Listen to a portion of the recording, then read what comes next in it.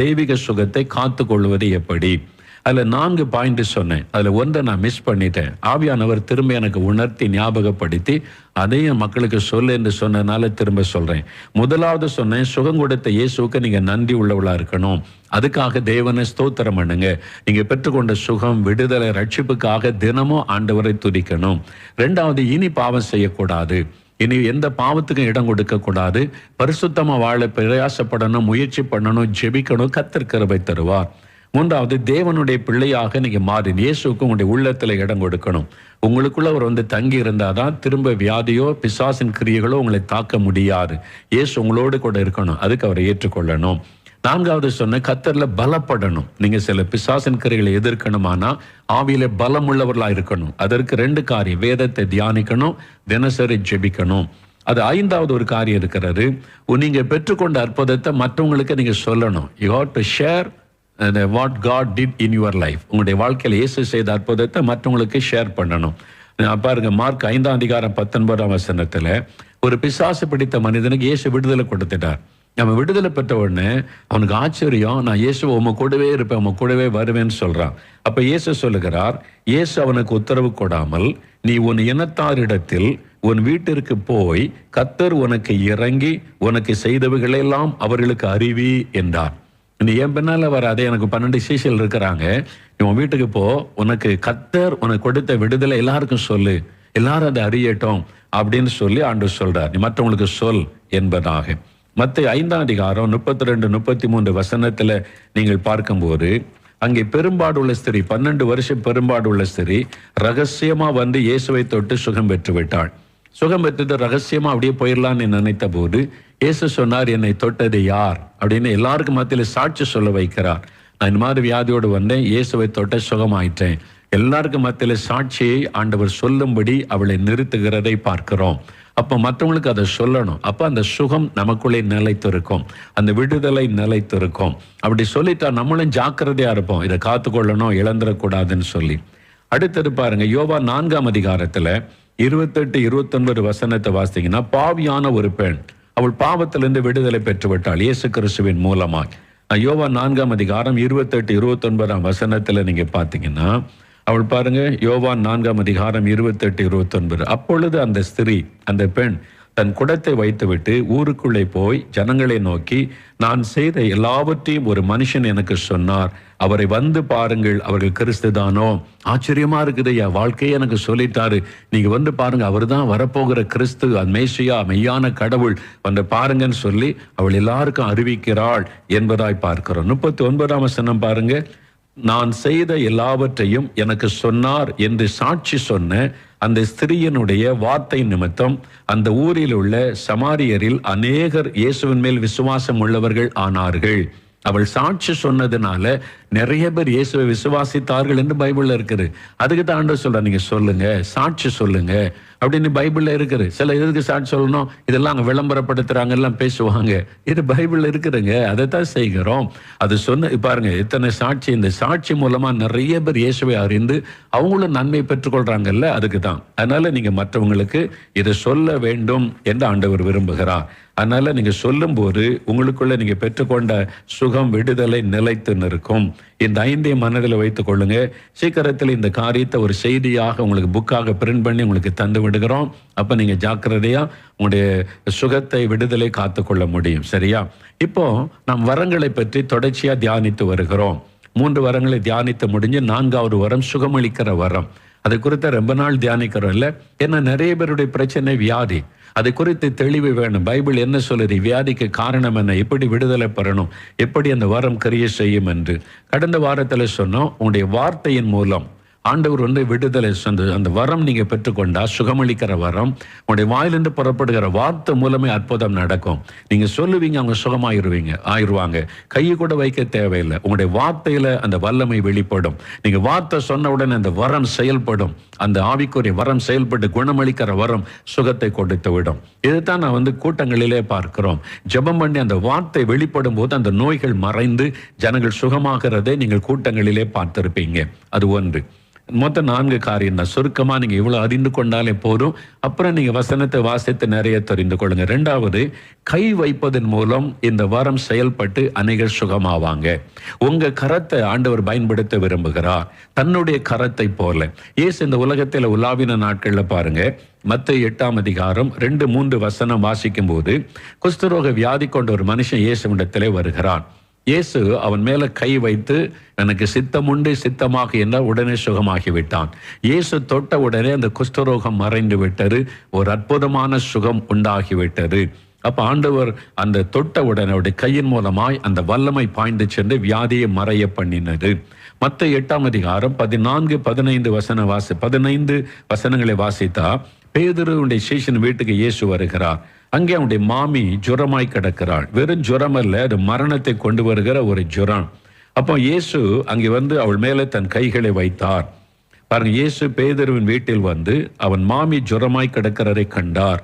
அவர் அவள் கையை தொட்ட உடனே ஜுரம் அவளை விட்டு நீங்கிற்று. அவள் எழுந்திருந்து அவளுக்கு பணிவிடை செய்தாள். இயேசு தொட்ட உடனே வியாதி போயிற்று. அந்த கையின் வழியாக அவருடைய வல்லமை அந்த சரீரத்தில் பாய்கிறது. இன்றைக்கு அதைத்தான் ஆண்டவர் செய்ய விரும்புகிறார், செய்கிறார், அநேகரை கொண்டு நிறைவேற்றுகிறார். இந்த குணமளிக்கும் வரம் உள்ளவர்களை தேவன் அப்படி பயன்படுத்துவார். அடுத்து பாருங்க, மத்தேயு 9ஆம் அதிகாரம் 29-30 வசனத்துல, அப்பொழுது அவருடைய கண்களை 2 குருடர்கள் வந்து இயேசு கிட்ட கேட்கிறாங்க, நாங்க பார்வை அடையணும், நீங்க விசுவாசிக்கிறீங்களான்னு இயேசு கேட்கிறார். விசுவாசிக்கிறோன்னு சொன்ன உடனே அவருடைய கண்களை அவர் தொட்டு, உங்கள் விசுவாசத்தின்படி உங்களுக்கு ஆக கடவுது என்றார். உடனே அவருடைய கண்கள் திறக்கப்பட்டது என்பதாய் வாசிக்கிறோம். இயேசு தொட்ட உடனே கண்கள் திறக்கப்பட்டது. அப்ப அந்த கை தொடுதலின் மூலம் அற்புதம் நடைபெறுகிறதை பார்க்கிறோம். அப்போஸ்தலர் நடபடி பாருங்க, அது லூக்கா 13ஆம் அதிகாரம் 12-13ல 18 வருஷம் கூனியா இருந்த பெண், இயேசு அங்க 2 முதலாவது வார்த்தை பேசுகிறார். நீ ஆண்டவர் வார்த்தை மூலமா ஆண்டவர் பேசி தன் கையினாலும் ஆண்டவர் தொட்டு குணமாக்குவதை இதிலே நாம் பார்க்கிறோம். உன் பலவீனத்தினின்று நீ விடுதலை பெற்றாய் என்று ஆண்டவர் சொல்லுகிறார்.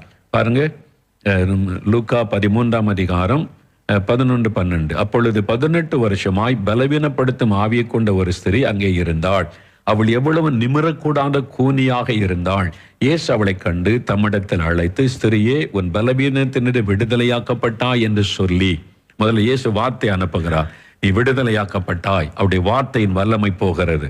2வது, அவள் மேல் தமது கைகளை வைத்தார். உடனே அவள் நிமிர்ந்து தேவனை மகிமைப்படுத்தினாள். இயேசு வார்த்தையும் சொல்லுகிறார், கைகளை வைக்கிறார், உடனே அவள் சுகமாகிறாள். இதை வேதத்திலே பார்க்கிறோம். மார்க்கு அப்போஸ்தலர் நடபடிகள் 28ஆம் அதிகாரம் 8ஆம் வசனத்தை வாசிக்கும் போது, பவுல் அப்போஸ்தலன் அங்கே மெலித்தா என்கிற தீவில் அவருடைய பிரயாணத்தில் வந்து ஒதுங்குறாங்க. அந்த தீவில் அவங்க இருக்கும்போது, தீவுக்கு முதலாளியா இருக்கிற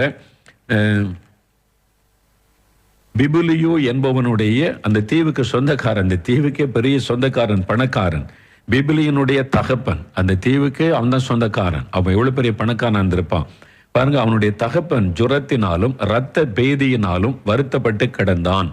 பவுல் அவனிடத்திற்கு போய் ஜெபம் பண்ணி அவன் மேல் கைகளை வைத்து அவனை குணமாக்கினான். அவர் போய் ஜெபிச்சு தன் கையை வச்ச உடனே ஆண்டவருடைய வல்லமை தொடுகிறது, சுகமாகிவிட்டான். இதை கேள்விப்பட்டு அந்த தீவில் இருந்த மற்ற வியாதிக்காரர் வந்து குணமாக்கப்பட்டார்கள். பேதுரு யார் மேலெல்லாம், அந்த பவுல் யாரெல்லாம் தொட்டாரோ அவங்க எல்லாம் சுகமாகறாங்க. பாத்தீங்களா, ஆண்டவர் அற்புதமான சுகத்தை கொடுத்தார். இதுதான் மார்க் 16ஆம் அதிகாரம் 18ஆம் வசனத்துல இயேசு சொல்லும் போது, என் நாமத்தினாலே வியாதேசர் மீது கைகளை வைப்பார்கள், அப்பொழுது சுகமாவார்கள் என்று தேவன் சீஷர்களுக்கு ஒரு அதிகாரத்தை கொடுக்கிறார்.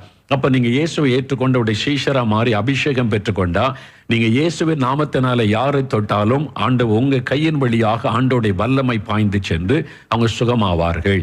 அப்போ அதுலதான் ஆண்டவர் சொல்லுகிற ஒரு விஷயத்தை பார்க்கிறோம். அப்ப அந்த வரம் பெற்றவர்கள், அந்த குணமாக்குற வரம் பெற்றவங்க, உங்க கை, அதை தேவன் இயேசுவின் கையாக பயன்படுத்துகிறார். அதனால்தான் நம்முடைய சரீரத்தை பரிசுத்தமா காத்து கொள்ளணும். ஆண்டவரின் அவயவங்களை தன்னுடைய அவயவங்களாய் பயன்படுத்த விரும்புகிறார். அப்ப என் கையில் அந்த பரிசுத்தம் இருக்கணும், நான் தொடும்போது சுகமளிக்கிற வல்லமை ஜனங்களை தொடணும்னு சொல்லி, அதனால்தான் வியாதிஸ்தர் மேல ஊழியர்கள் நாங்கள் கை வைக்கிறோம். அந்த வசனத்தை கவனிங்க. நிறைய பேர் இல்ல தப்பான ஒரு காரியம் என்னன்னு சொன்னா, நிறைய பேர் அதுல கிறிஸ்தவங்க தான், முக்கியமா கிறிஸ்தவங்க தான் இந்த பிரச்சனை காரணம். என்ன காரணம்னு சொன்னா, ஒன்றும் பெரிய பிரச்சனை இல்லை, அறிந்து கொள்ள வேண்டியதை நான் சொல்றேன் பாருங்க. இப்போ வசனத்தை கவனிங்க. அப்போ 17 அதாவது மார்க்கு 16:17. விசுவாசிக்கிறவர்களால் நடக்கும் அடையாளங்கள் யாவன? என் நாமத்தினாலே பிசாசை துரத்துவார்கள், நவமான பாஷைகளை பேசுவாங்க, அந்நிய பாஷைகள், சர்ப்பங்களை எடுப்பார்கள், சாவுக்கு ஏதுவான ஏதொன்றை குடித்தாலும் அதை சேதப்படுத்தாது, வியாதியஸ்தர் மேல் கைகளை வைப்பார்கள், அப்பொழுது அவர்கள் சொஸ்தமாவார்கள். நல்ல வசனத்தை இயேசு சொல்றாரு, வியாதியஸ்தர் மேல் கைகளை வைத்து ஜெபிப்பார்கள் அப்படின்னு சொல்லப்படலை. கையை வச்சாலே போதும், உடனே சுகம் உண்டாயிரும். இதைத்தான் ஊழியக்காரங்க செய்கிறோம், கை வைக்கிற அவ்வளவுதான். ஆனா பாருங்க, திறப்பினுவா ஜெபம் முடிஞ்சு நிறைய பேர் ஜெபிக்க வருவாங்க. நான் ஒருவருக்கும் கை வைத்து ஜெபிக்கிறது உண்டு. ஆயிரக்கணக்கான பேர் வருவாங்களா, காலையிலிருந்து ஜெபம் நடத்தி பிரசங்கம் பண்ணி ரொம்ப களைப்பா இருக்கும். ஆனா எல்லாருக்கும் கை வைத்து இயேசுவின் நாமத்தை சொல்லி சொல்லி ஜெபிக்கிறது உண்டு. சிலர் எங்கிட்ட ஜெபிச்சுட்டு என் மனைவி அங்கே உட்காந்து ஜெபம் பண்ணி கொண்டு இருப்பாள். அவதான் கடைசியா வர்றது, ஜெபம் முடிச்சு எல்லாரையும் சந்திச்சுட்டு லாஸ்டா வீட்டுக்கு வர்றாரு. அங்க போவாங்க, இங்க ஜெபம் பண்ணிட்டு என்னன்னு கேட்டா, பிரதர் ஜெபிச்சுட்டாங்களே, எதுக்கு இங்க வந்தீங்கன்னா, அவர் கையை தான் வச்சாரு, நீங்க தான் ரொம்ப நேரம் அப்படி சொல்லி ஜெபிக்கிறீங்க. நிறைய கிறிஸ்தவங்க அப்படி இருக்கிறாங்க. ஆனா கிறிஸ்தவர் அல்லாதவங்க வருவாங்க, இந்துக்கள், கை வச்சாலே போதும் விசுவாசத்தோட போயிடுவாங்க, ரொம்ப சந்தோஷம், அவ்வளவுதான், ஒரு டச்சை அவங்க ஏற்றுக்கொள்ளுவாங்க. இதுதான் வசனம் சொல்லுது, வியாதியஸ்தர் மீது கைகளை வைப்பார்கள், வைத்து ஜெபிப்பார்கள்னு சொல்லப்படல, வைப்பார்கள், அப்பொழுது அவர்கள் சொஸ்தமாவார்கள். இதை நீங்க விசுவாசிக்கணும், கிறிஸ்தவர்கள் புரிந்து கொள்ளணும். பெரிய கூட்டத்தை போகும்போது ஊழியக்காரங்க தனியா பார்க்கும்போது டைம் இருக்கும், நீங்க ஜெபிக்கலாம். பெருங்கூட்டத்தில் ஆயிரக்கணக்கான பேர் வரும்போது ஒவ்வொருத்தருக்கும் ஒரு நிமிடம் ஜெபிக்க ஆரம்பிச்சா 2 நாள் அங்க உட்காந்து ஜெபிக்க வேண்டியதுதான், டச் தான் பண்ண முடியும். அதுதான் வசனம் சொல்லுது. வசனத்தை விசுவாசிக்க நம்ம பழகணும். வசனம் என்ன சொல்லுது, விசுவாசிக்கும் போது அற்புதம் நடக்கும். கை வச்சா போதும், இயேசு அற்புதம் செஞ்சிருவார். இயேசுவின் நாமத்தினால தொடணும். உங்களை பயன்படுத்த போகிறார். ஏன் அதை சொல்றேன்னா, உங்களை பயன்படுத்த போறார். உங்க கை ஆண்டவர் பயன்படுத்த போகிறார். எழுப்புதல் காலத்துல நீங்க ஆண்டவருடைய வல்லமை வெளிப்படுத்த போறீங்க. நீங்க தொடும் பொழுது அற்புதம் நடக்கும். அதை மறந்துடாதங்க. அதனால உங்களுடைய கையில அந்த அதிகாரம் தந்திருக்கார். ஆனா உங்களுடைய ஜெபத்துல ஸ்ட்ராங்கா இருக்கணும். சும்மா ஜெபம் பண்ணாம பைபிள் வாசிக்காம எனக்கு இயேசு பத்தி தெரியும் நானும் கை வைக்கிறேன்னா ஒன்றும் நடக்காது. பருப்பு வேகாதுன்னு சொல்லுவாங்க பார்த்தீங்களா, அது மாதிரி ஒன்றும் நடக்காது. ஜெபம் நீங்க பரிசுத்த ஆவிக்குள்ள நிறைந்து இருக்கணும். அப்போதான் அந்த வர உங்க மூலமா செயல்பட்டு உங்க கைக்கு அந்த வல்லமை ஆண்டவர் கொடுத்து ஆண்டவர் நடத்துவார். உங்க கையை ஆண்டவர் பயன்படுத்துவார். நான் பாருங்க, ஊழியத்தில் ஆரம்ப காலம் 78வது வருஷம் ஜெப ஆரம்பிச்சப்போ அந்த நாட்கள் 77, 78 அந்த காலம் எனக்கு திருமணம் ஆகல. நான் அந்த ஊழியம் முழுமையாக ஆரம்பிக்கப்படல. ஊழியத்தில் வந்து ஜெபிச்சு கொண்டு இருக்கிறேன் ஊர்ல நால்மாவடியில. ஒரு நாள் வந்து ராத்திரி 9 மணிக்கு எங்க கிராமத்தில் உள்ள சில பெரியவங்க வந்து கதவை தட்டினாங்க. எங்க வீட்டில் வந்து என்னன்னு கேட்டா, பிரதரை பார்க்கணும். நான் வந்தபோது சொன்னாங்க, ஒரு அம்மா வியாதி படுக்கையில கஷ்டப்படுறாங்க, நீங்க வந்து ஜெபம் பண்ண வர முடியுமா என்று சொன்னார்கள். சரி, எனக்குள்ள ஒரு ஏவுதல். சரி போன உடனே சரி நான் வரேன்னு சொல்லி ட்ரெஸ் மாற்றி கொண்டு ராத்திரி ஜெபம் பண்ண, பைபிள் எடுத்துக்கொண்டு வீட்டுக்கு போறேன். அங்க போனா அந்த வீட்டு எனக்கு வந்து அந்த ஆரம்ப காலம் இல்லை, நல்ல உற்சாக, ஆண்டவர் அற்புதம் செய்யணும், விடுதலை உண்டாகணும், சுகம் உண்டாகணும், அது மாதிரி ஒரு ஆசை இருக்குல்ல, பெரிய வேகம். ஊழியத்தின் ஆரம்பத்தில் பெரிய வேகம் இருக்குல்ல, அந்த மாதிரி நான் ரொம்ப ஆவலோட அன்னைக்கு ஆண்டவர் அற்புதம் செய்யணும் அப்படின்லாம் போறேன். இன்னும் நிறைய வாசி ஜெபிச்சுக்கிட்டே இருக்கோம்ல, அது மாதிரி போயிருந்தேன். அங்க போன வீட்டு வாசல்ல நிறைய பேர் நின்னாங்க. அப்ப நின்றா பார்த்தா ஒரு துக்க வீட்டுக்கு முன்னால, மரண வீட்டுக்கு முன்னால ஆளா நிற்பாங்க தெரியுமா, அது மாதிரி நிறைய பேர். ராத்திரி 9 மணிக்கு மேல விழுப்பதி கூட்டம் நிக்கிறாங்களே அப்படின்னு சொல்லி நான் போன போது, சரி வாங்க ஜெபிக்கலான்னா என்னை கூப்பிட வந்தவங்க சொல்றாங்க, நீங்க ஜெபம் பண்ணுங்க, நாங்க செய்தி அனுப்பணும் மற்றவங்களுக்கு. என்ன செய்தின்னு கேட்டேன். அந்த மாதிரி சாக்கு கிடைக்கிறாங்க, எந்த நேரத்துல செத்து போயிடலாம், அந்த செய்தியை நாங்க சொந்தக்காரங்களுக்கு அனுப்பணும். என்னை எதுக்கு ஜெபி கூப்பிட்டு வந்தாங்க, வியாதிபஸ்தர் இருக்காங்க, சுகமாகணும்னு. ஆனா சொல்ற செய்தி என்ன, அவங்க செத்து போயிடுவாங்கன்னு செய்தி எல்லாருக்கும் அனுப்பணும், நீங்க போய் ஜெபம் பண்ணுங்கன்றாங்க. அவங்க யாரும் வர்றதுக்கு ஆயத்தமா இல்லை. எனக்கு அப்பவே ஒரு ஆட்டம் கண்டுட்டு, என்ன இந்த மாதிரி சூழ்நிலை. உள்ள போனா கொஞ்சம் பெண்கள்லாம் இருந்தாங்க, பார்த்துக்கிட்டே இருக்காங்க. படுக்கையில் ஒரு வயசான தாயார், வயசானவங்க, அதாவது இந்த தொண்டு குழிகளை உயிர் ஊசலாடுன்னு சொல்லுவாங்க தெரியுமா, கடைசியா அவ்வளவுதான், அப்படியே தொண்டு குழிகளை உயிர் ஊசலாடுது, எனி டைம் செத்து போயிடலாம், அந்த மாதிரி ஒரு ஆத்மா படுத்திருக்கிறாங்க. அதை பார்த்த உடனே எனக்கு இந்த உற்சாகம் எல்லாம் போயிட்டு சோர்வு வந்துட்டு, என்னடா அது, நம்ம ஜெபம் பண்ணி ஒரு அற்புதம் செய்வாரு, ஆண்டவருடைய வல்லமை பார்க்க வந்தா இந்த மாதிரி வயசான பாட்டியமா சாக கிடக்குறாங்க, இதுக்கு ஜெபி கூட்டு வந்திருக்கிறாங்க. அந்த மாதிரி அப்படியே பார்த்துக்கிட்டே இருக்கிறேன் நான். இப்போ ஜெபிங்கன்னா எனக்கு என்ன ஜெபிக்கன்னு தெரியல. எனக்குள்ள ஒரு பயம், நம்ம ஜெபிக்கும் போதே உயிர் போயிட்டுனா ஏன்னா உயிர் ஊசலாடுது. நாம் ஜெபிச்சு கொண்டிருக்கும் போதே செத்து போயிட்டான்னு வைங்க, என்ன ஆயிரம், மோகன்லாம் ஜெபிச்சா இருக்கிற ஆளு செத்து போயிடுவாங்க, அப்படித்தானே செய்தி பரவும். எனக்குள்ள ஒரு பயம், விசுவாசத்துல ஒரு போராட்டம். அதனால நான் ஜெபிக்காம பார்த்துக்கிட்டே இருக்கேன், பைபிளை வச்சுக்கிட்டு அவங்கள பார்த்துக்கிட்டே இருக்கிறேன். என்ன பண்றது ஆண்டவரே? ஜெபிக்கிறதா? சூழ்நிலை பார்த்தா யாரும் இவங்க உயிர் பிழைக்கின்ற என் நம்பிக்கையோட இல்லை. எப்ப சாவாங்க, அடக்கம் பண்ணலான்னு தான் எல்லாரும் காத்திருக்கிறதா எனக்கு தெரியுது அந்த வீட்டுக்குள்ள சூழ்நிலை. அதனால என்ன வயசாகி போச்சுல்ல, வாலி பிள்ளைகள் சின்ன பிள்ளைகள்னா எல்லாருக்கும் அழுவாங்க, பாரம் இருக்கும், சுகம் கிடைக்கும்னு. அவங்க சுகமாவாங்கன்னு நம்பிக்கை யாருக்கும் இல்லை. அப்போ நான் பார்க்கும்போது ஆண்டவர் சொன்னார், ஒன்றை மரணப்படுக்கையிலிருந்து நான் சுகமாக்கினேனே, இவங்களை சுகமாக்க மாட்டேனா ஒன்று ஒரு குரலை இருதயத்தில் ஆவியானவர். அப்போ எனக்கு ஒரு பெரிய விசுவாசம் வந்துட்டு, கர்த்தரே சொல்கிறார் சுகமாக்க என்னால் முடியாதான்னு சொல்லி ஜெபிக்கலான்னு சொல்லி முழங்கால் போட்டு நல்லா ஜெபிக்கிறேன். நல்லா ஆவியில் நிரம்பி ஒரு பெரிய ஜெபம் பண்ணுறேன். அப்போ எல்லாரும் பேருக்காக அவங்களையும் ஜெபிக்கிறாங்க. நான் நல்லா 10 நிமிஷம் ஜெபம் பண்ணிட்டு பார்க்குறேன், ஒரு மாற்றமும் இல்லை. கொஞ்சம் நேரம் உட்காந்து பார்த்தா அதே மாதிரி தான் இருக்கிறாங்க. அப்போ என்ன செய்யறது? நான் எனக்கு ஒரு அவமானமா, வெட்கமா, என்ன ஒரு அற்புதம் நடக்கலை, சேஞ்ச் வரல, நம்ம பாரத்தோட ஜெபிச்சமேன்னு சொல்லி கொஞ்ச நேரம் இருந்துட்டு வீட்டுக்கு வந்துட்டேன். வீட்டுக்கு வந்தால் எனக்கு தூக்கமே வரல. அன்றைக்கு நான் போய் என் ரூமில் முழங்கால் போட்டு பைபிளை வச்சுக்கிட்டு பாரத்தோட ஜெபிக்கிற அழுது கொண்டு. அன்னைக்கு பேதுரு பவுலெல்லாம் ஜெபிச்ச உடனே அற்புதம் நடந்தது. நீங்கள் கை வச்ச உடனே அற்புதம் நடந்தது. நான் போய் ஜெபம் பண்ணேன், கையை வச்சு தான், அதாவது அவங்களுக்காக பாரத்தோடு தான் ஜெபம் பண்ணேன், சுகத்துக்காக ஜெபம் பண்ணேன். நீங்கள் சுகமாக்க முடியும்னு சொன்னீங்க, ஒன்றும் நடக்கலையே ஆண்டவர்னு அழுது ஜெபிக்கிறேன். எனக்கு அந்த வல்லமை இல்லையே, அந்த அபிஷேகம் வேணும், வல்லமை வேணும்னு சொல்லி பாரத்தோட ஜெபிச்சேன். எவ்வளோ நேரம் ஜெபிச்சேன்னே தெரியல. பைபிள் திறந்திருக்குது, முழங்கால்னு ஜெபிச்சு அப்படியே தூங்கிட்டேன். நான் கட்டிலேயே அப்படியே படு தூங்கிட்டேன். காலையில் எழுந்தா அப்படி இருக்கிறேன், பைபிள் திறந்திருக்குது, அப்படியே இருக்கிற, எழும்பி யோசித்து பார்க்குறேன். நான் ராத்திரி போய் அந்த தாய்க்கு ஜெபிச்சவன் ஒன்றும் நடக்கலையே. திரும்ப உட்காந்து கேட்குறேன், என்ன ஆண்டவரே, நான் போய் அவ்வளோ விசுவாசத்தோட ஜெபிச்ச ஒன்றும் நடக்கலையே என்பதாக. அப்போ ஆண்டவர் சொன்னார், இப்போ போ அப்படின்னு சொன்னார். இப்போ போ அப்படின்னு. நான் உடனே குளிச்சு புறப்பட்டு பைபிள் எடுத்துக்கொண்டு திரும்ப அந்த வீட்டுக்கு போகிறேன். அவங்க சாகலை, இன்னும் உயிரோடு அதே மாதிரி தான் இருக்கு. இப்போ மற்றவங்கெல்லாம் போயிட்டாங்க, சொந்தக்காரங்க, பக்கத்து வீட்டுக்காரங்க எல்லாம். அந்த வீட்டில் உள்ள ஒரு சகோதரி இருந்தாங்க, இன்னொரு தாயார் இருந்தாங்க, அவ்வளோதான். அப்போ மற்றவங்க எல்லாம் போயிட்டாங்க. இப்போ என்ன, அவங்கெல்லாம் மரணத்தை எதிர்பார்த்துக்கிட்டு இருந்தாங்க. அவிசுவாசம் உள்ள இடத்துல தேவன் எப்படி கிரியை செய்ய முடியும்? இப்போ யாருமே இல்லையா? நான் போய் பார்த்தேன், நான் அப்படியே தான் கிடக்குறாங்க, அப்படி எப்போ சாவாங்கன்றதான் எல்லாரும் பார்த்துக்கிட்டு இருக்க சூழ்நிலை. அந்த மாதிரி நான் போய் ஜெபிக்க போகிறேன். அப்படியே பார்க்குறேன், ஆண்டவர் சொல்கிறாரு ஜெபம் பண்ணு. நான் முழங்கால் போட்டேன், அந்த சகோதரி முழங்கால் படிக்கிட்டாங்க. அப்போ ஜெபிக்கும் போது ஆண்டவர் சொல்கிறாரு, ஆண்டவர் அவங்க பேச்சு மூச்சு இல்லாமல் இருக்காங்க, கண்ணு மூடி இருக்கு, செத்து போகிற நிலைமையில் இருக்கிறாங்க.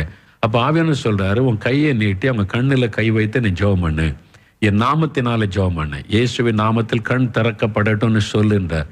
எனக்கு அது ஒரு புது அனுபவம். என் ஊழியத்தின் ஆரம்ப காலம், அதுக்கு முன்னால் அப்படிலாம் நான் செய்தது இல்லை. அதனால பயந்துகிட்டே இருக்கிறேன் நான். ஆவியானவர் திரும்ப திரும்ப உள்ளத்தில் எனக்கு ஒரு ஏவுதல் கொடுக்கிறார், கையை வைத்து ஜெபம் பண்ணுன்னு சொல்லி. உடனே சொல்லி அவங்க கண்ணில் கை வைத்து, இயேசு கிறிஸ்துவின் நாமத்தில் அவருடைய கண் திறக்கப்படுவதாக சொல்லிட்டு கையை எடுத்து கண்ணை திறந்துட்டாங்க. அப்படியே கண்ணை திறந்து பார்க்குறாங்க. பக்கத்தில் உள்ள என்ன பார்க்குறாங்க, அவங்க வீட்டில் இருந்த அந்த சகோதரியை பார்க்குறாங்க. அப்படியே பார்க்குறாங்க, கண்ணு திறந்துட்டு. இப்போ விசுவாசம் எப்படி இருக்கும் யோசித்து பாருங்க. எனக்கு அப்படியே வானத்தில் பறக்கிற மாதிரி இருக்கு. நம்ம கை ஜெபம் பண்ணோன்னு கண்ணு திறந்துட்டு அப்படின்னு சொல்லி ஆச்சரியம். இப்போ ஆண்டவர் சொன்ன, இப்போ தைரியம் வந்துட்டு ஆண்டவர் சொன்னார். அவங்க சொல்கிறாங்க பேச முடியல அப்படின்னு செய்கை காமிக்கிறாங்க. நீ வாயில கை வச்சு ஜெபம் பண்ணிய நாமத்தினால, இயேசுவின் நாமத்தில் நாவின் கட்டுகளை அறுக்கப்படட்டும். அவங்க பேசட்டு, இயேசுவின் நாமத்தினால கை வைத்து ஜெபிச்சேன், பேச ஆரம்பிச்சிட்டாங்க. அவ்வளோதான். இப்போ கையை பிடிச்சு இயேசுவின் நாமத்தில் தூக்கி விடு, எழும்பி உட்காருங்க, இயேசுவின் நாமத்தினால எழும்பி உட்கார்ந்துட்டாங்க. உடனே அது அவ்வளோதான், சந்தோஷம், துதிக்க ஆரம்பிச்சிட்டாங்க. ஒரு சில நிமிஷ நேரத்துக்குள்ள மரணப்படுக்கை மாறிவிட்டது. இப்போ எனக்கு பெரிய ஒரு விசுவாச சந்தோஷம். ஆண்டவர் நம்ம கையை கூட பயன்படுத்துறாரா அப்படின்னு பார்த்து, அதான் வசனம், நீங்க கையை வைங்க நான் சுகமாக்குறேன். சுகம் அவர் தான் கொடுக்க முடியும், நம்ம தொடரெல்லாம் சுகமாகாது, இயேசு தொடணும். நம்ம கை வைக்கும் போது அவருடைய கரம் தொடணும். அதுக்கு நம்முடைய ஜெபம், நம்ம பரிசுத்தாவில நிறைந்திருக்கணும். அந்த வரம் நமக்குள்ள கிரியை செய்யணுமானா அந்த மாதிரி ஜெபத்துல நம்ம நிறைந்திருந்தாதான் ஆண்டவர் அற்புதம் செய்ய முடியும். ஓரல் ராபர்ட் என்ற ஊழியக்காரர் அமெரிக்காவில் இருந்தார். அவருடைய கை ஆண்டவர் பயன்படுத்தினார். அவர் தொடும் பொழுது ஒரு கரண்ட் பாசான மாதிரி இருக்குமா, அப்படி ஆண்டவருடைய அற்புதம் நடக்கும். யார் யாரை தொட்டாலும் சுகம் உண்டாகும். தேவன் அப்படி அவரை பயன்படுத்தி இருக்கிறார். அந்த மாதிரி அப்போ உங்க கையை பயன்படுத்துவார். உங்க கையை ஆண்டவர்கிட்ட ஒப்பு கொடுத்து, உங்க கையை போல என் கையை பயன்படுத்துங்க ஆண்டவரே. அப்போ அவரை போல பரிசுத்தம், அவரை போல ஜெபம், அவரை போல மனதுருக்கம், இயேசுவை போல ஆத்ம பாரம் அப்படிலாம் இருந்தாதான் பயன்படுத்துவார். சும்மா இயேசுவின் பேரை சொல்லிட்டு அற்புதம் நடக்காது. அவரை போல வாழ்வதற்கு உங்களை ஒப்பு கொடுத்து நல்லா ஜெபிச்சா அந்த அபிஷேகம் வரும்போது அந்த வரம் உங்களை பயன்படுத்தும். அந்த வரம் உங்கள் மூலமாக செயல்பட ஆரம்பிக்கும். கரத்தை பயன்படுத்துவார். சரியா? மூன்றாவது, எண்ணெய் பூசி ஜெபிப்பதன் மூலம் உங்களுடைய வரம் செயல்படும் உங்க மூலமா. யாக்கோபு 5:14-15 அது ஏற்கனவே விலைக்கு சொல்லிட்டேன். எண்ணெய் பூசி இயேசு கிறிஸ்துவின் நாமத்தினால ஜெபிங்க, அற்புதம் நடக்கும். இன்னைக்கு 2 சாட்சிகளை நீங்க பார்த்துட்டீங்க. எண்ணெய் பூசி ஜெபித்த போது சுகம் உண்டாச்சு, பிசாசு கட்டிலிருந்து விடுதலை. மார்க் 6:13 இயேசு தன் சீஷர்களை அனுப்பி எண்ணெய் பூசி வியாதியஸ்தரை குணமாக்குங்கள் என்று சொன்னார். அவங்க போய் எண்ணெய் பூசி இயேசுவின் நாமத்தில் ஜெபித்த போது அநேகர் சுகமானாங்க. நீங்க கூட எண்ணெய் பூசி ஜெபிக்கும் போது அற்புத சுகம் உண்டாகும். நான் அதை பார்த்துருக்கேன். மலேசியாவில் தேவராஜினி ஒரு அங்கிள் இருந்தாங்க. அவங்க நல்ல ரிட்டையர்ட் ஆகி வயசான காலத்தில் கூட ஊழியம் செய்தாங்க. இப்போ அவங்க உயிரோடு இல்லை. நாங்கள் போனாங்க மலேசியாவில் கோலாலம்பூரில் அவங்க வீட்டில் தங்கி இருக்கிறேன். அவங்க ஜெபம் பண்ண பல இடத்துக்கு என்ன சிலருக்கு ஜெபிக்க கூட்டு போவாங்க, கூட்டங்களுக்கு கூட்டு போவாங்க. எல்லா ஊழியருக்கும் நல்ல பழக்கமானவங்க. பிரதர் டிஜேசி தினகரன் அவங்களுக்கு ரொம்ப க்ளோஸ் ஆனவங்க, எல்லாரையும் நேசிப்பாங்க. அவங்க எப்பொழுதும் நான் பார்த்துருக்குறேன், அவங்க பாக்கெட்டில் கோட்டு பாக்கெட்டில் ஒரு சின்ன எண்ணெய் பாட்டில் வச்சுருப்பாங்க. எங்கே போனாலும் சரி, யாராவது எனக்கு ஆஸ்பத்திரிக்கு போகிறோம், ஜெபிக்க போகிறோம், மற்றவங்க வியாதிஸ்தரை பார்த்து உடனே அந்த எண்ணெய் பாட்டில் எடுத்து எண்ணெய் வச்சு உடனே ஜெபிப்பாங்க. ரோட்லனாலும் வீட்டினாலும் சரி. அவங்க நிறைய அனுபவம் சொன்னாங்க. பிரதர், நான் இந்த எண்ணெய் பூசி ஜெபிக்கும் போது இயேசு நிறைய அற்புதம் செய்கிறார், அந்த வியாதிஸ்தெல்லாம் சுகமாகறாங்க சொல்லி சப்பானியை கடந்தவங்க அவங்க ஜெபிக்கும் போது நடந்திருக்கிறாங்க. எண்ணெய் பூசி ஜெபிச்சுட்டா விசுவாசமா ஜெபம் பண்ணுவாங்க. இன்னைக்கு அவர் தேவனுடைய ராஜ்யம் போயிட்டாலும் அவங்களோட அனுபவம் இன்றைக்கு மறக்க முடியாது. நீங்களும் அப்படி ஜெபிக்கலாம், உங்களை கர்த்தர் பயன்படுத்துவார். கடைசி ஒரு முக்கியமான காரியம் என்னன்னா, மன்றாட்டு ஜெபத்தின் மூலம் இந்த வரம் வெளிப்படும். மன்றாட்டு ஜெபம், மன்றாட்டி நீங்க ஜெபிக்கும் போது சுகமளிக்கிற வரம் செயல்பட்டு அற்புதங்களை கொண்டு வரும். மார்க் 7 வேத புஸ்தகத்துல மார்க் 7 எடுத்துக்கொள்ளுங்க. மார்க் 7 32-35 இயேசு ஒரே மாதிரி அவர் அற்புதங்களை செய்யல, விதவிதமான அற்புதங்கள். 2 குருடரை குணமாக்கும் போது ஒரே மாதிரி செய்யல. ஒருத்தன் சேத்துல கண்ணில் சேட்டை பூசி சேலங்குளத்துல கழுவுன்றார், சுகமாயிடறான். ஒருத்த மேல கை வைத்து ஜெபிக்கிறார், கண்ணு திறக்குது. ஒருத்தனை தொடவே இல்லை, உன் விசுவாசம் ஆக்கடுந்தார், கண் திறந்துருது. அவர் டிஃபரெண்டா செயல்படுவார். அப்ப இங்க பாருங்க என்ன நடக்குதுன்னு. மார்க் 7:32 முதல் கவனமா பாருங்க. அங்கே கொன்னை வாயுடைய ஒரு செவிடனை இயேசுவனிடத்தில் கொண்டு வந்து அவர் தமது கையை அவன் மேல் வைக்கும்படி வேண்டிக் கொண்டார்கள். உங்க கையை அவன் மேல வைங்க, சுகமாயிருவான் வேண்டிக் கொண்டான். கொன்னை வாயுடைய செவிடன், காதும் கேட்காது, கொன்னி பேசுவான், பேச வராது, அது மாதிரி ஆளு. அப்பொழுது அவர் அவனை ஜனக்கூட்டத்தை விட்டு தனியே அழைத்து கொண்டு போய், ஒரு கூட்டமா கூட்டிட்டு வந்திருக்கிறாங்க, மேல கை வைங்க சுகமாயிருவான். வசனம் கவனிங்க. இயேசு அவனை ஜனக்கூட்டத்தை விட்டு தனியே அழைத்து கொண்டு போய். சில சமயம் வேடிக்கை பார்க்கறதுக்கு மக்கள் கூட இயேசு அற்புதம் செய்ய மாட்டார். ஏன்னா அவங்க வேடிக்கை பார்க்கறாங்க, பாரம் கிடையாது. இதுல என்ன பார்க்கலான்னு வேடிக்கை பார்ப்பது அந்த மாதிரி இருக்கக்கூடாது. சின்சியரான ஜெபம், விசுவாசம், அங்கதான் அற்புதம் நடக்கும். இது வேடிக்கை காட்டுவது அல்ல, இது ஒரு ஆத்மா சம்பந்தப்பட்ட விஷயம். அதனால இயேசு அவனை ஜனக்கூட்டத்தை விட்டு தனி அழைத்து கொண்டு போய் தம்முடைய விரல்களை அவன் காதுகளில் வைத்து உமிழ்ந்து அவனுடைய நாவை தொட்டு, அவனுடைய நாவை தொட்டு, காதும் கேட்கல, வாயும் பேச முடியல, இல்ல விரல்களை வைத்து நாவை தொட்டு வானத்தை அண்ணாந்து பார்த்து, ஒவ்வொன்றையும் கவனிங்க இயேசுவோட எப்படி செய்தார்னு. வானத்தை அண்ணாந்து பார்த்து பெருமூச்சு விட்டு, பிதாவை பார்த்து அவர் பெருமூச்சு விடுகிறார். இந்த மனிதன் இப்படி கஷ்டப்படுறானே, காது கேட்கல, வாய் பேச முடியல, ஆண்டவரே நாம் சிருஷ்டித்த இந்த மனிதன் இப்படி கஷ்டப்படுறானே, அவர் வானத்தை அண்ணாந்து பார்த்து பெருமூச்சு விட்டு எப்பத்தா என்றார். அதற்கு திறக்கப்படுவாயாக என்று அர்த்தமா. உடனே அவனுடைய செவிகள் திறக்கப்பட்டு அவனுடைய நாவின் கட்டும் அவிழ்ந்தது, அவன் செவ்வையாய் பேசினான். பாத்தீங்களா இங்க எப்படி ஆண்டவர் செய்யறார்? ஒரு கையை வச்சுட்டு சோமாயிட்டு போன்னு சொன்னாரா? இல்ல, இங்க வித்தியாசமா செயல்படுங்க. தனியா அழைச்சிட்டு போறாரு, காதல கை வைக்கிறாரு, நாவை தொடுகிறார், பிதாவை பார்க்கிறார், பெருமூச்சு விடுகிறார். பாருங்க, பெருமூச்சு விட்டு அண்ணாந்து பார்த்து, அவர் தேவனை பார்த்து பெருமூச்சு விட்டு இந்த ஆத்மாவுக்காக, அந்த மனிதனுக்காக அவர் பெருமூச்சு விடுகிறார். அது ஒரு மன்றாட்டு ஜெபம். அவனுக்காக பிதாகிட்ட மன்றாடுகிறார். அந்த மாதிரி ஜெபிக்கும் போது ஒரு அற்புத சுகம். சிலருக்கு ஜெபிக்கும் போது நமக்குள்ள அந்த பாரம் உண்டாகும், கண்ணீர் வரும், அழுகை வரும். அது மன்றாட்டு ஜெபம்.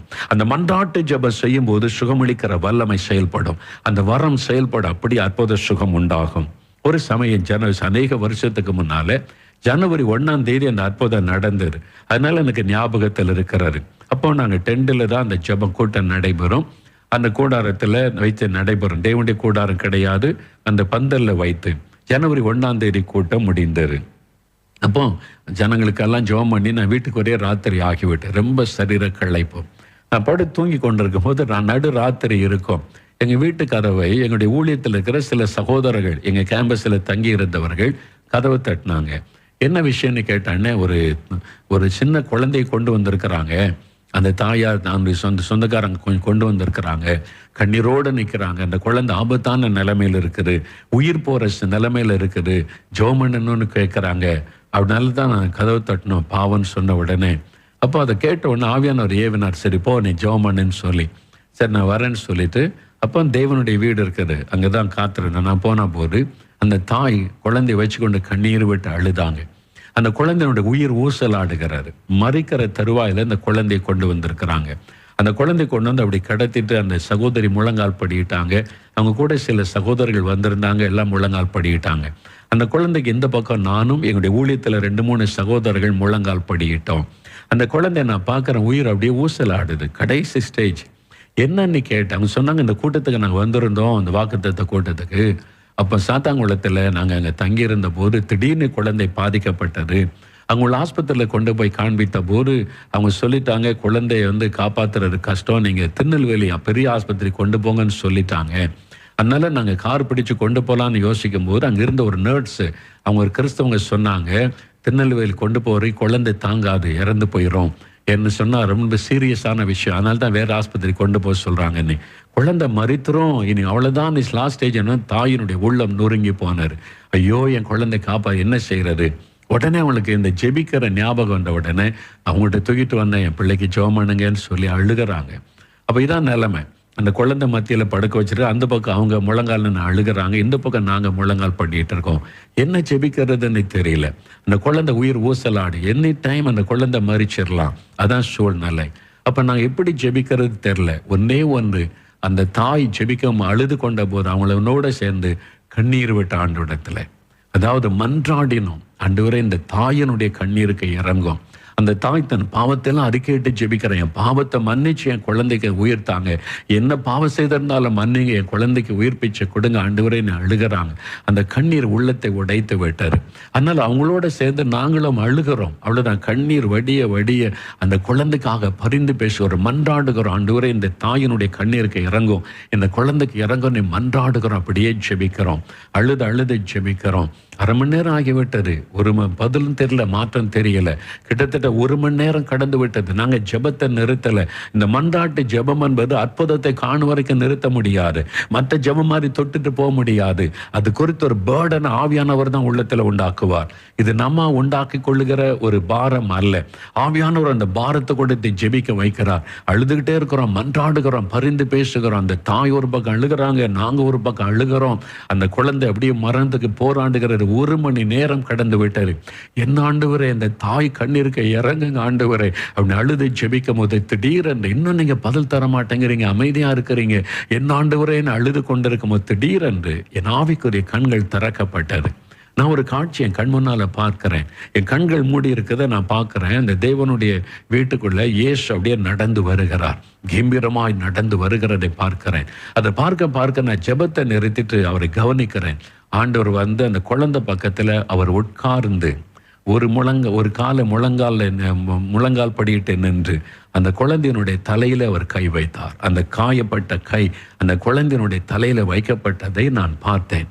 அப்ப எனக்குள்ள ஒரு பெரிய களிகோறுதல். இயேசு வந்துட்டாரு, இயேசு தொட்டுட்டார், குழந்தைக்கு ஒண்ணு செய்யாது, ஆண்டவர் சுகம் எடுத்துட்டார். ஆண்டவர் எழுந்து அவர் புன்முறுவலோட கடந்து மறைந்து போனார். இதை என் ஆவிக்குரிய கண்களால் பார்க்க முடிந்தது. நான் சொன்னேன், அப்போ இயேசு வந்துட்டார், தன் தழும்புள்ள கரத்தால் குழந்தையை தொட்டுட்டார், இனி ஒண்ணு செய்யாதுன்ன உடனே அந்த சகோதரி பாருங்க, இயேசுவே நான் விசுவாசிக்கிறேன், என் குழந்தைய நீங்க தொட்டுட்டீங்க, என் குழந்தைய குணமாக்கிட்டீங்க. அவங்க காட்சி பார்க்கல, நான் தான் பார்த்து சொன்னேன். அவங்க விசுவாசம் அதை அறிக்கையிட்டு துதிக்க ஆரம்பிச்சாங்க.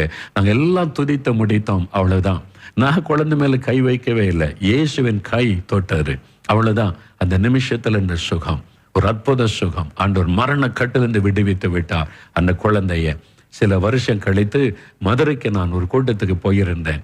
அங்கே கூட்டத்துக்கு போயிருந்த போது அந்த சகோதரி அந்த குழந்தையை கொண்டு வந்து என்னை காண்பித்தாங்க. அவங்க சொன்னாங்க, ஒரு ஜனவரி மாதம் ராத்திரியில் வந்து கண்ணீரோட ஜெபித்தோமே, ஆமா அது நான் தான், என் குழந்தை தான் பாருங்க இன்னைக்கு உயிரோடு இருக்கிறது. இப்போ காலேஜெல்லாம் முடிச்சு குடும்ப நிலைமைக்கு வந்திருக்கோம். அந்த நாட்களில் நடந்த அற்புதம் அது மன்றாட்டை ஜெபம். இதே மாதிரி பல இடத்துல நடந்திருக்கிறதை நான் பார்த்திருக்கிறேன். அப்போ மன்றாடி சில காரியத்திற்கு நம்ம ஜெபிக்கும் போது அந்த வரம் செயல்படும். இதுல ரொம்ப முக்கியமான விஷயம், நம்ம ஜெபத்துக்கு முன்னால சொல்றேன், ஆவியானுடைய வழி நடத்துதல் ரொம்ப அவசியம். அதனாலதான் ஆவியானவரோடு உங்களுடைய தொடர்பு சரியா இருக்கணும். எனக்கு வரம் இருக்குன்னு யார் மேல கை வச்சாலும் அற்புதம் நடக்காது. நல்லா அறிந்து கொள்ளுங்க. ஒருத்தருக்கு நடந்தவொடனே எல்லாருக்கும் நடந்துருன்னு நினைக்கூடாது. அந்த வரத்தை செயல்படுத்துகிற ஆவியானவர். அப்ப நீங்க ஆவியில எப்பவும் நிறைந்திருக்கணும். வேத வசனம் உங்களுக்குள்ள நிறைந்திருக்கணும். ஜெபம், தேவனோட தொடர்பு கரெக்டா இருக்கணும். அப்போ அந்த வரம் உங்களுக்குள்ள, ஆவியானவர் தான் அந்த வரத்தை செயல்படுத்தணும். அதுல வித்தியாசமாய் செயல்படுத்துவார். ஸ்மித் விகில்ஸ்வொர்த் என்ற தேவ மனிதர் கடந்த நூற்றாண்டில் இங்கிலாந்து தேசத்துல தேவனால் வல்லமையாய் பயன்படுத்தப்பட்டவர். அவருடைய புஸ்தகத்தை வாசித்த போது நான் ஆச்சரியப்பட்டிருக்கிறேன். மரித்தவங்களை உயிரோடு எழுப்பி இருக்கிறார். மரிச்சவங்களை எழுப்பும்படி கர்த்தர் அவரை பயன்படுத்தி இருக்கிறார். அந்த அற்புதத்தை வாசித்த போது நிறைய அனுபவங்கள். அதுல ஒன்று, ஒரு சமயம் ஒரு வாலிபனுக்கு ஜெபிக்க அவரிடத்துல கொண்டு வந்தாங்க. அவனால் அவன் சேர்ல வச்சு தூக்கி கொண்டு வந்து அப்படி வச்சாங்க. அவன் சரீரம் இவ்வளவு நல்ல உடம்பு, பெரிய சைஸ், கால் பார்த்தா சூம்பி தொங்கி கொண்டு இருக்கிறாரு. அவனுடைய கால்கள் சின்ன, பிறக்கும் போதே ஊனமான கால்கள், சூம்பி போய் தொங்குகிறாரு. அவனுடைய சரீரம் பெருசு, அதை ஊன்றி நின்னா கூட அவனுடைய உடம்பு தாங்காரு. அது மாதிரி சூம்பி தொங்குற, கால் நடக்க முடியாது. அவனுக்காக ஜெபிக்கணும்னு கொண்டு வந்திருக்கிறாங்க.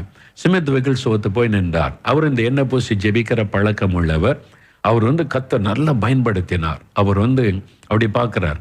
இப்ப ஜெபிக்கிறார். ஜெபிக்கும் போது ஆண்டவர் சொல்றாரு, அவனை எழும்பி நடன்னு சொல்லுன்றாராம். ஆவியானவர் சொல்றாரு, அவனை எழும்பி நடன்னு சொல்லு, இயேசுவின் நாமத்தில் எழும்பி நடன்னு சொல்லு, அவன் நடந்துருவான்னு. இவர் கண்ணை திறந்து பார்த்தாராம். அவருடைய புஸ்தகத்துல கூட இருந்தவங்க எழுதி இருக்கிறாங்க. அப்ப அவர் கண்ணை திறந்து பார்த்தா அவருடைய உடம்பு இவ்வளவு சைஸா இருக்குது, கால் இப்படி சூம்பி தொங்குது. இவன் எப்படி நடப்பான்? எழும்பி நடக்க சொன்னா எப்படி இவன் நடப்பான்னு சொல்லி ஆண்டவர் சொல்றாரு, நீ சொல்லு, நான் சொல்ற வார்த்தை சொல்லு, இயேசு கிறிஸ்து நாமத்தில் எழும்பி நடன்னு சொல்லு. அவ்வளவு வார்த்தை சொல்லுன்னா இவருக்கு அந்த சூழ்நிலை பார்த்து நம்ப முடியல.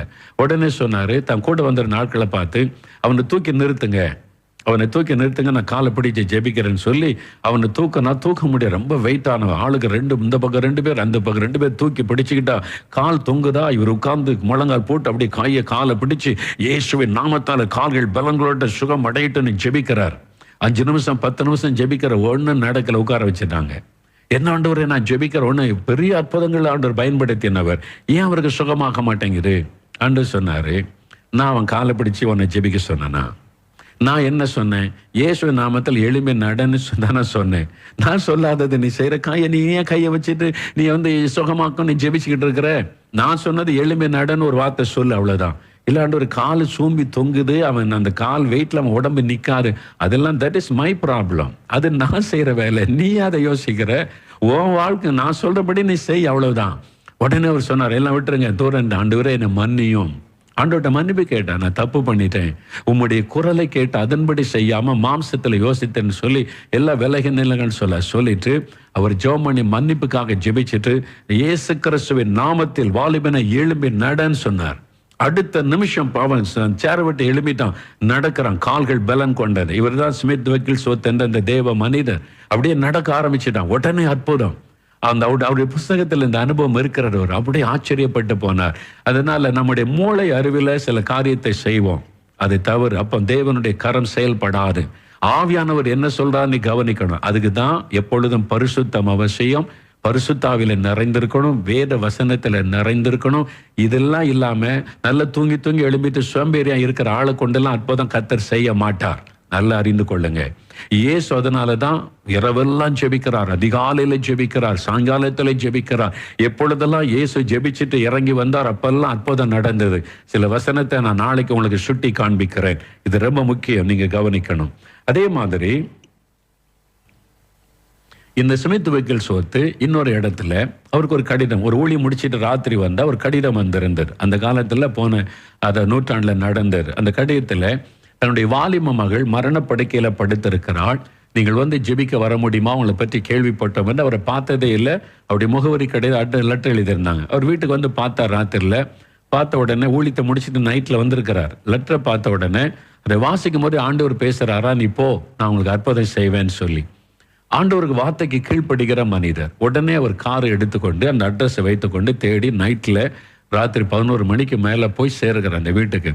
அங்க போனா அந்த வீட்டுல அப்பதான் இவர் வீட்டுக்குள்ள போகிறார். அவங்க வீட்டை விட்டு ஒரு டாக்டர், ஃபேமிலி டாக்டர் வெளியே போகிறார். உள்ள போன அந்த குடும்பத்தாரெல்லாம் அழுதுகிட்டு இருக்கிறாங்க.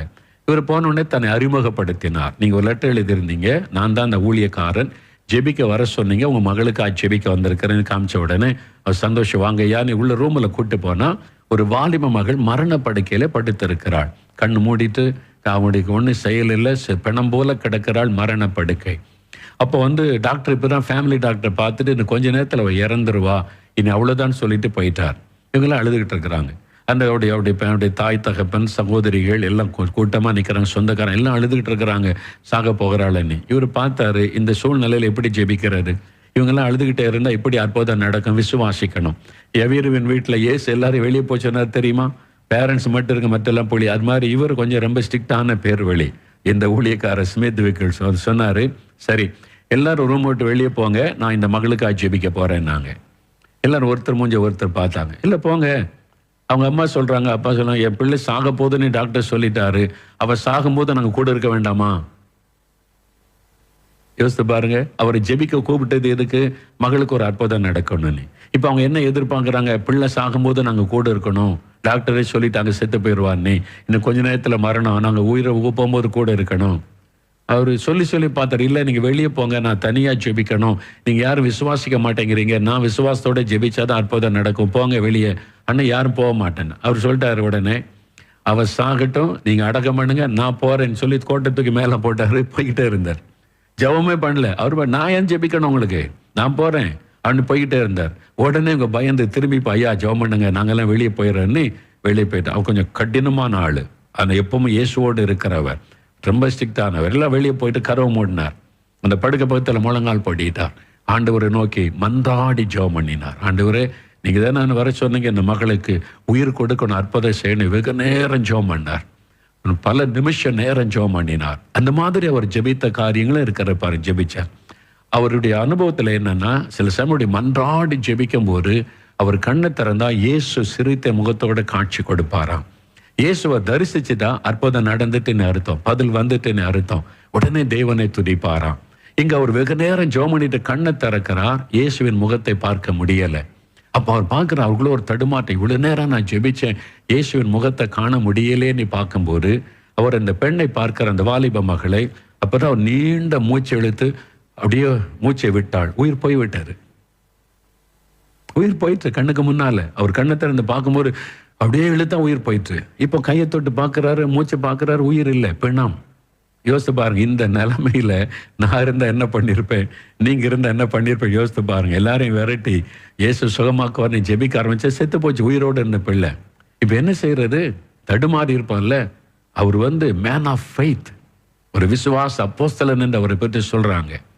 அவர் உடனே திரும்ப முழங்கால் படிட்டு ஜெபிக்க ஆரம்பித்தார். ஆண்டவரே இவ செத்து போயிட்டான்னு சொல்றதுக்கா என்ன அனுப்புனீங்க? ராத்திரில தூங்க வேண்டிய ஆளை எழுப்பி நீ போன்னு சொல்லி அனுப்புனீங்க. இவ செத்து போயிட்டான்ற செய்தியை சொல்றதுக்கு நான் எதுக்கு வரணும்? அதெல்லாம் முடியாது, இவள் உயிர் திரும்ப வரணும், நீங்க அவளை உயிரோட எழுப்பணும், நான் உயிரோட அந்த வீட்டாருக்கு கொடுத்துட்டு தான் போவேன்னு சொல்லி ஜெபிக்க ஆரம்பித்தார். கிட்டத்தட்ட 1 மணி நேரம் அவர் ஜெபிக்கிறார், போராடி ஜெபிக்கிறார். 1 மணி நேரம் ஜெபம் பண்ணி அந்த திருப்தி வந்தவனை கண்ணை திறந்தா அப்படி திரும்புறார். ஜன்னல் பக்கம் இயேசு சிரித்த முகத்தோட காட்சி. ஆண்டவரை பார்த்த உடனே அவருக்கு தெரிஞ்சிட்டு, இயேசுடைய காட்சியை பார்த்துட்டு சுகம் வந்துட்டு. அந்த மரித்து கிடந்த பெண்ணை பார்த்தாள், அவள் புரண்டு படுக்கிறாள், உயிர் திரும்ப வந்து விட்டாரு. உடனே அவர் முழங்கால நின்று தேவனை துதிக்க ஆரம்பித்தாராம். ஆண்டவரை துதிச்சுக்கிட்டே இருக்கிறாரு, கண்ணை மூடி. என்ன நடக்க? அந்த வாலிப மகள் படுக்க விட்டு எழும்பி அங்க பியானோ, அவள் நல்ல மியூசிக் வாசிக்க, பியானோவில் அழகா ஒரு பாடல் வாசிக்கிறாள் இயேசுவை துதித்து. வெளியில பாட்டு சத்தம் கேட்ட உடனே பேரண்ட்ஸ் எல்லாம் நினைக்கிறா, நம்ம மக தானே இப்படி வாசிப்பா. ஓடி வந்து பார்த்தா இவர் முழங்கால் இந்த ஆண்டவரை துதித்து கொண்டிருக்கிறார். அந்த பெண் உயிரோடு பியானோ வாசித்து கொண்டிருக்கிறாள். எவ்வளவு பெரிய அற்புதம் இல்லை? இந்த மாதிரி ஏராளமான அற்புதம் இவரை கொண்டு செய்தது அந்த புஸ்தகத்தில் இருக்கிறது. இந்த ஸ்மித் விக்கிள்ஸ்வொர்த் அந்த புஸ்தகம் தமிழ்ல கூட இருக்குது. நீங்க கிடைச்சா புக் ஸ்டால்ல வாங்கி வாசிங்க, உங்களுடைய விசுவாசம் பலன் அடையும். அவுட்ஸ்டாண்டிங் மிராக்கிள்ஸ் அவரை கொண்டு. மரித்தோரை எழுப்புறதுக்கு என்ன பண்ணி இருக்கிறாரு? செத்து போன 6 ஆள்கிட்ட ஜெபிக்கணும், இறந்துட்டார், அவருக்கா ஜெபிக்க கூட்டு போறாங்க. அவர் கை வைத்து என்ன சொல்றாரு? மரண ஆவியை இயேசுவின் நாமத்தில் உன்னை கடிந்து கொள்ளுகிற இந்த சரீரத்தை விட்டு வெளியேறு. உடனே உயிர் வந்து விட்டாரு. ஒவ்வொரு அற்புதமும் டிஃபரெண்டா ஆண்டவர் செய்வார். ஒரு ஆளுக்கு எலும்பி நடன்னு சொல்றாரு, நடக்கிறார். ஒருத்தருக்கு மன்றாடி ஜெபிக்கிறார், மரித்து போன பெண் உயிர் பெறுகிறாள். ஒரு ஆள் செத்து போயிட்டாங்க, அவங்க போய் அழுது கொண்டிருக்கல, மரண ஆவியே இயேசுவின் நாமத்தில் உன்னை கடிந்து கொள்கிறேன், இந்த சரீரத்தை வெளியேறணும்னு உயிர் வந்து விட்டாரு. இந்த மாதிரி விதவிதமான அற்புதங்கள் இவரை கொண்டு செய்தது அந்த புஸ்தகத்தில் வாசிக்க முடியும். அவர் ஒரு விசுவாச அப்போஸ்தலன் என்று எழுதப்பட்டு இருக்கிறாரு. ஆனா என்ன தெரியுமா, அவர் குறித்து ஒரு வார்த்தை எழுதப்பட்டு இருக்கிறது, a man with one book. a man with one book. இந்த பைபிளை தவிர வேறு எந்த புஸ்தகத்தை அவர் வாசித்தது கிடையாது. நியூஸ் பேப்பர் கூட வாசிக்க மாட்டாராம். எந்த புஸ்தகம் ஒன்லி பைபிள். ஏன்னா அவருக்கு வாசிக்க தெரியாது. முதல்ல ஜெபம் பண்ணி கர்த்தர் வாசிக்கிற கிருபை கொடுத்தார் பைபிள் வாசிக்கணும்னு சொல்லி. அதனால பைபிள் வாசிக்க ஆரம்பிச்ச பிறகு அவருடைய கூட அவர் ஒரு புஸ்தகம் எழுதினது கிடையாது. அவங்க கூட இருந்தவங்க தான் அவரை பற்றி எல்லாமே எழுதி இருக்கிறாங்க. அவர் எந்த புஸ்தகம் எழுதினதில்லை, எந்த புஸ்தகம் ஒன்லி பைபிள் தான் வாசித்து கொண்டே இருப்பாராம்.